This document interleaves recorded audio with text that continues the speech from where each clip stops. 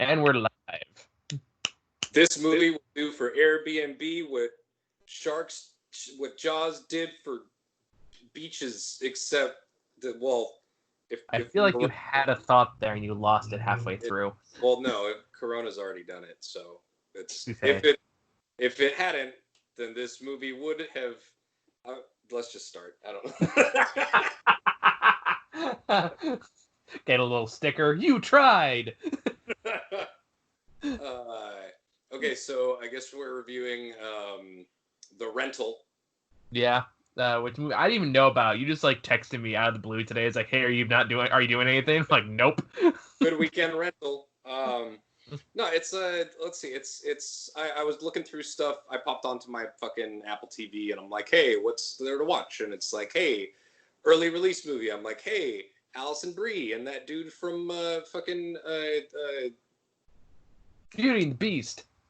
no, asshole. Legion. I also know him from was it Apostle? It's a Netflix exclusive movie. It's pretty good.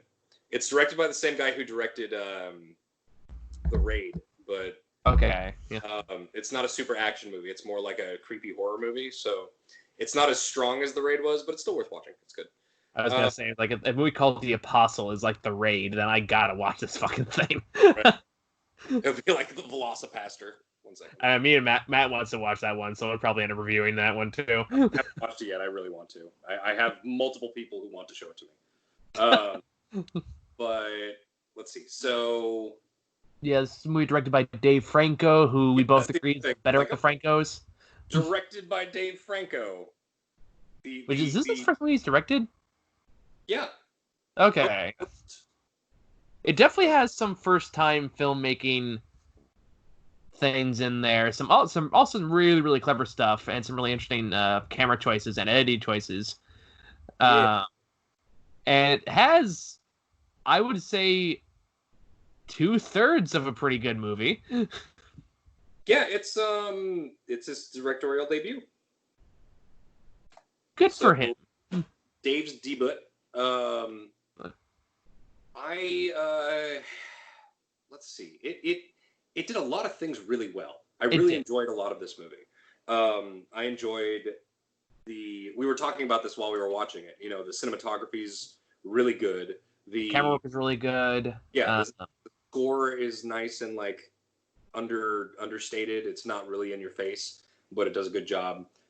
There's some basic themes throughout it that are kind of tropey, but the way that they're pulled off are effective, and they make it so that it doesn't feel, bad or overused or anything. It doesn't feel cliche so much as like, oh, you're doing the standard thing, but you're doing it right. Yeah. I had a pretty good time with this movie. It's about. Do we want to talk about the general concept? Yeah, well, like, I would say the most things we have to talk about is in the third act, which I don't want to spoil it right off the bat. Yeah, definitely. So we'll build our way up to that, but I think it's also where the majority of this film's flaws also kind of lie. Yeah, absolutely. I agree. But we'll get into that. Yeah. But the overall concept is just like two couples, 2 men and 2 women. The 2 guys are brothers, and the one brother is like founding a startup with the other brother's girlfriend, and it's all just like this nice little happy family kind of deal. And they find an Airbnb to go celebrate. Well, it's not an Airbnb. Yeah, I was gonna say, it's like, did they actually get the product licensing for that? It's like it's one of those, like rent someone's townhouse for the weekend. There are different Airbnb or something like that. Sure. Air generic. That sounds like a crappy like airplane flight service. Hey. They're basically they go to rent that, and when they get there, the guy who's renting it to them kind of is a little bit sus and weird, and they find a couple things about the house that kind of weird them out, but they kind of just brush it off. And of course, things kind of escalate from there, and some stuff happens. Yeah, honestly, the guy kind of reminded me. You remember in Cabin in the Woods when they go to the gas station and just see that fucker just sitting there with all the traps and all that shit there. Uh, no, you know what? That guy, I actually really like that guy as an actor. He was in *Halt and Catch Fire*. I don't know if you ever saw that show. Never saw that one, no. Excellent show. It's one of the more like understated ones from AMC's repertoire. But I don't know. *Halt and Catch Fire* is really good. I really recommend it as a show, especially the first couple seasons. But I watched it through to the end and was happy with it. But he was a consistent character throughout it, and I really appreciated him as an actor. And he's good in this. He does his job right. There's one point in the movie where the characters do Molly, and I personally, from my past experiences, was very impressed by how accurately they pulled that off. You're off center, buddy. A little more. Oh. Yeah. Okay. Yeah, there you go. I've got the split screen going so I can make sure to like not be like, yeah, it's a cool movie. Like, oh yeah, this is great, guys. Tell me more about the cinematography. But I got a lot of entertainment out of how they portrayed Molly, and it's clear Dave Franco has done Molly. You know, as a wealthy young celebrity, I am not surprised. But I'm always encouraged when I see a film or TV show portray drugs accurately. I just like that because yeah, I remember that was a big talk about for you Midsummer too. Yeah, like I love that. It always bugs me when they do drugs in a movie. Like someone smokes weed and suddenly they're hallucinating shapes and colors, and I'm like, okay, that's not how it works. That was at least laced with acid. Like I don't know what the fuck you're doing, but that's not weed. And they got a good cast, and the characters have good chemistry with each other. So you buy the relationships. And that's another thing. Like when they are on the drugs, the way that they interact with each other is not only appropriate for the drugs, but is appropriate in the context of their existing relationships with each other. Yeah, it was surprising and interesting. So that was cool. Of course, it's like Alison Brie and the Legion guy, Dan Stevens. No. So the other they're both like liable actors. Is my point. But anyway, go ahead. Yeah, well, the other girlfriend, Sheila something. The other CEO. Sheila Band. That's her name. Yeah, she's the thing I recognized her from before is she was the main character in A Girl Walks Home Alone at Night. Yeah. Yeah, which I personally was not a huge fan of, but I still appreciated her performance in it. Mm-hmm. And it's always good to see, a Persian in movies. Like yeah, and they used that, which I appreciated. Yeah, yeah. They also like she's the only non-white character in the movie, and then like, and then when the dude running the cabin says some weird stuff, she's like, "Hey, by the way." The fuck? And everyone else is kind of awkward, and I'm like, you know what? I'm glad they didn't just let it slide. That was good. Yeah, sure. No. But also they kind of circled back around to it in a weird way, where on a certain level it makes her more paranoid and freaked out, and I mean, it hurts to be the only smart one in a thriller. Huh? I mean, it hurts to be the only smart one in a thriller. Yeah, it's. Especially when Alison Brie starts hearing sounds and stuff, and she starts walking around looking, I'm like, girl! And, of course, it's like, she was on drugs at that point in the movie. Mm-hmm. Kind of, I like that I couldn't just flat out say she's doing a stupid thing. It's like, yeah, she's on drugs that might contribute to her doing the stupid thing. Yeah. So... Like, yeah. I feel like this movie works really well as a comedy for about 2/3. Oh, not comedy, a drama for 2/3 of the way through the movie. No, it's an excellent drama. It has a very well constructed lead up with the characters. I feel like when it really kind of stumbles is when it has to remember that, oh, we're a thriller, so we have to do thrillery things. And sometimes you use that to advantage. Like some of the build up, some of the camera choice they do to do that build up is really, really cool. The build up payoff is lacking. Yeah, exactly. So it's kind of like I feel like they just doubled down on the drama stuff and cut back on the thriller. This would have been an overall more complete package. Yeah, the horror stuff was very. The execution of the actual horror elements later on in the movie were very bare bones. They were clearly low budget. They were clearly just. Which isn't necessarily a problem if like they're comfortable enough with that material to pull it off. But I feel like it's where Dave Franco kind of wasn't that comfortable with as a director. Yeah. It's for how strongly they executed the drama parts. I was disappointed with the fact that like I appreciate movies that will don't have to show you all of the violence to get their point across. Yeah, and the movie was going for that kind of vibe, but it's like the only thing that it didn't pull off as well. Yeah, no, I agree. And it's not like the seeds aren't there. Like it's not like everything about it is bad. It's just like the payoff wasn't. It didn't have that punch that it needed to really feel like, oh, this is what it was clearly building towards. Yeah. It is, so, especially when you kind of find out what the twist is. It was like, well, that feels kind of tacked on. I liked what the twist was. I had a suspicion. I liked what it was, but I also feel like there wasn't much follow through after that. Yeah, like it didn't really fit. It just kind of happened. It happened, and it was also this whole thing where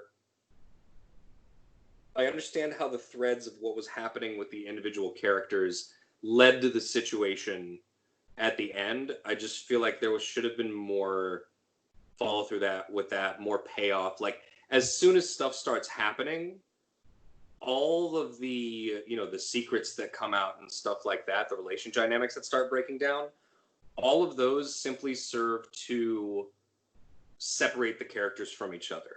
Yeah. It's a lot of buildup for a very basic result from that. They should have done more with that. I completely agree. Yeah.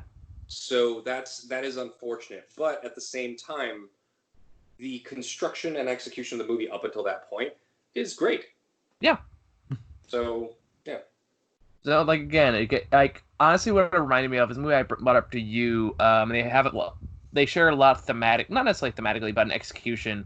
Is Drinking Buddies is what comes to mind. Which is it's a mumblecore movie, which how you feel about that particular subgenre will depend on how much you enjoy the movie.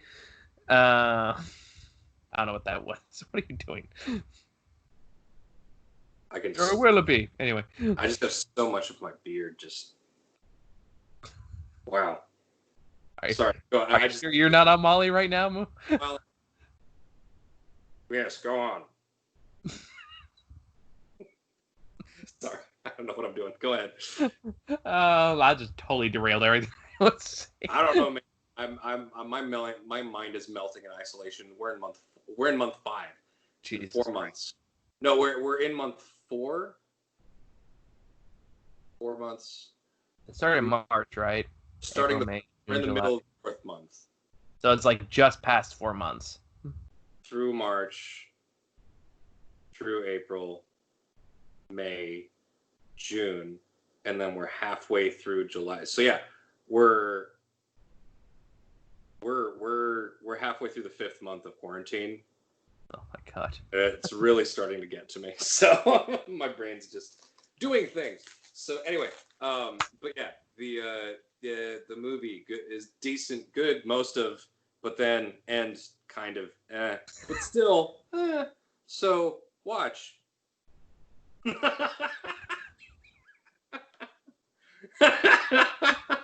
Buddy, I love you, but I'm worried about you. Say, this movie at least merits a rental. I see what you did there. And fuck you. But yeah, what I was trying to say earlier before you went to like a beer safari, is this movie reminds me very much of Mumblecore, which also has a very similar setup of like not Mumblecore, Drinking Buddies, which is a Mumblecore movie. That involves like two couples that go into like I know, I just said that. Drinking core. What was that? Mumble Buddies. It's a drinking core movie. At this point, fuck it. You know what I'm trying to say. God damn it. Which is also about two couples that go into like this more isolated place, but that one's more like comedy and drama focused, and it just feels like it works a lot stronger in that context. I think someone who worked on that movie worked on this movie. Not, I don't think so, but there's, if you watch it, there's definitely a lot of similarities in how the chemistry and how the characters bounce off each other, or at least, at the very least, the setup. But again, like, while that movie worked for me, at least, I know a lot of people didn't like it, just on like the basic structure, and that was focused on the characters and how they interact with each other. Where this movie was at its strongest, where it not fails necessarily, but definitely kind of starts to fall apart, is when it has to remember that it has to have plot, which is kind of a weird thing to critique. The movie was directed by Dave Franco and written co-written by Dave Franco and Joe Swanberg. Joe Swanberg's previous credits include writer and director of Drinking Buddies. Oh, there you go. That makes perfect sense then. All right. Told you. I just told you. Okay, fine. You didn't believe me. Why didn't you believe me? Because you just did a Beers like Dickens thing like 10 minutes ago. That's why. You kind of lose credibility at that point. I'm losing it, buddy. Go ahead. That's kind of, if I went like this, like I'm a llama. Suddenly it's like, we don't know what's going on with him right now, but we're going to work through that. You look kind of adorable. My ponytail came up here. It's like the worst toupee. There we go. Oh, hey, I can play Carnage in the next movie now.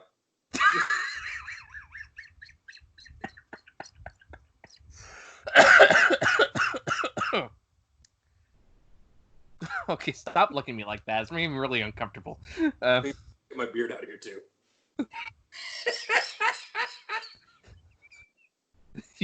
Okay. You look like Newman if you're out a beard. Anyway, go on. I'm listening.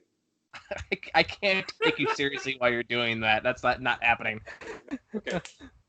So speaking of unintentional hilarity, let's go into spoilers here. Okay, so we decently like this movie. I was seeing it as potentially being like a solid 8 or a 9, but then once everything went down, I was like, oh, it's like a 6 or 7, but still worth your time. Yeah.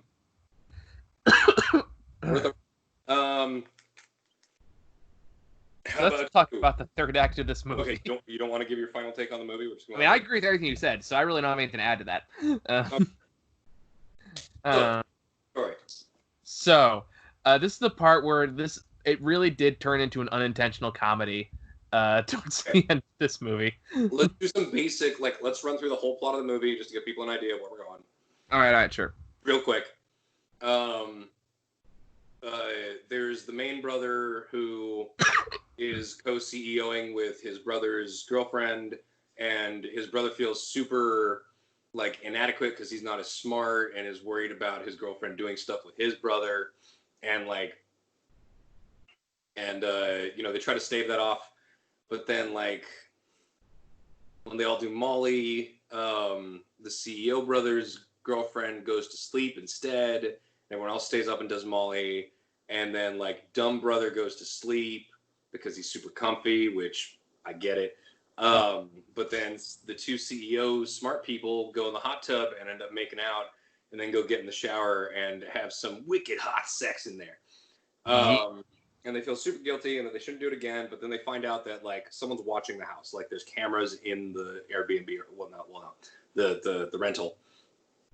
There's cameras and shit in the rental, and they're being spied on somehow, and they're trying to figure it out, and their dog disappears, and so dude comes over, and there's all this weird tension going on, and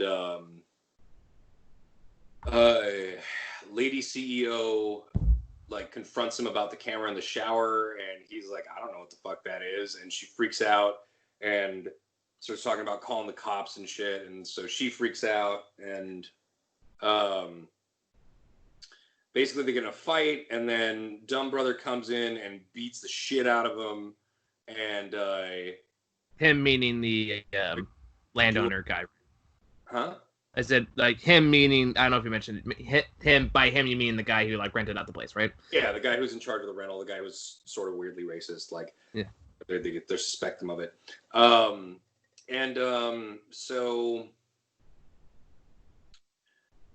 while they're out talking about it, someone comes in the house quietly and murders the dude, like suffocates him. And they're like, oh no, dumb brother, the guy. And so they start freaking out and trying to figure out what to do with the body. And as it goes on, like different footage and recorded conversations and stuff are brought up to basically seed sows of distrust and doubt between them to separate them enough for this big dude wearing like a weird mask to just take him out with a hammer, which is fine. But there's a point of the movie where they go to get rid of the guy's body because they're like, well, he's dead now. I'm not letting my little brother go to prison. And they this is where you and I just fucking lost throw it. him off the cliff. We can throw him off the cliff, and it'll just look like he got drunk and fell off the cliff because he talked about how he'd been drinking all day. It's like, okay. So they carry the body out to the cliff. Yeah. What followed was, dude, me and Michael were laughing so much about it. Like, yep, like we lost our shit. We were just like, oh my god, this is fucking hilarious. This is how like, about you describe it? Tell them. all right. So yeah, they decide like, okay, we can't call the police. I don't really go to jail. We're gonna just throw him on the cliff. It'll be fine. Alice Cooper's like, this is absolutely not fine, and they say, go sleep it off. So she goes to sleep it off, and then just kind of awkwardly, just kind of fumble up there. Like if I replaced the soundtrack with do, it would have fit perfectly. Curb Your Enthusiasm themes. Yeah. Yes, it's Curb Your Enthusiasm. Yeah, that one. And they throw him over the side, but like the body gets caught like in this gigantic rock. So now he looks like if there's like someone like harpooned a mermaid, spray eagle on the rock, and they look down, and Dan Stevens just like, fuck. So then the first response, like, should we work our way down there, like maybe like push him off towards the water? Like, nope, I'm just gonna grab a rock. It's a big ass rock, and we're like, at this point, we're like, is he doing what I think he's doing? He's like, he's gonna try to throw a rock at it. So then he throws a rock at it, but he misses. Completely missed. And then he goes and gets the second rock to throw, and he just kind of glances off the dude's head, and they're like, "Oh, damn it!" And I'm just like, we're sitting here laughing our asses off. And then Dumb Brother goes to like climb down and push the body off or something. And then like he slips and falls on the body like when he's near the bottom. And slants in the body. He's like, bro, you okay? Horrifying, but it was just hilarious. It was a good time. Best part of the movie is the point where it was not doing what it meant to be. But I'm not sure. Maybe it was. I don't know. It was hard to tell if it was trying to be straight-faced or a comedy or like funny at that point. They had the music to make it serious, but I get a weird feeling. Like, I don't know. And that's kind of where the movie kind of fell down here because it kind of lost all the momentum it had right at that point.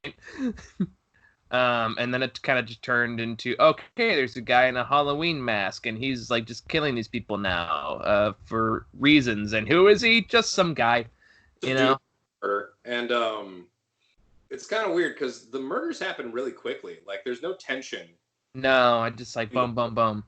Like, one person dies, another goes to look for them, also gets murdered, and then like the other two get separated, and one gets murdered, and then the other one like starts to run away, and you have a pretty decent little chase sequence, which had decent tension, but then it just kind of ends, and you're like, oh.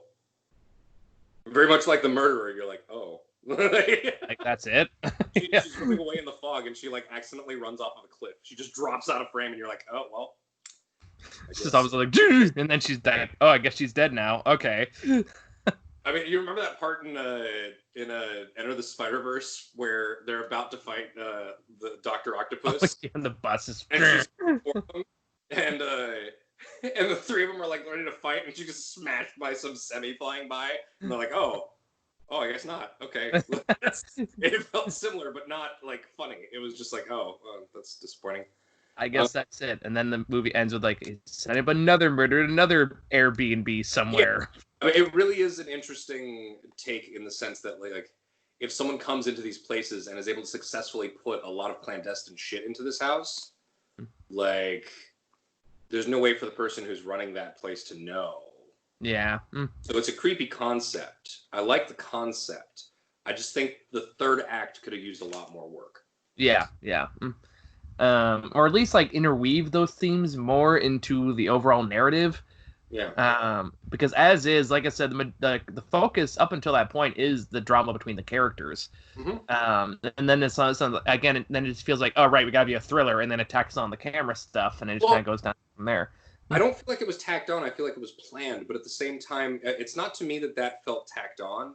It's that it felt like it dropped everything else. Yeah. Like all of the depth, all the like the excellent performances that the actors gave to flesh out their characters, like all of it didn't have to just be like, all right, we're just going to use this as momentary points to freak them out about each other and separate them. Like there could have been some very real scenes of tension and drama during this extended sequence. Like you can't just do this whole movie where you set all this stuff up and then just have the chase sequence at the end be 10 minutes.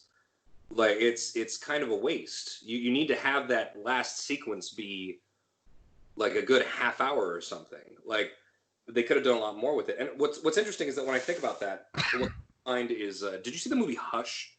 It was on Netflix. I don't think I ever did. It's a really interesting it's a pure stalker film. Pure.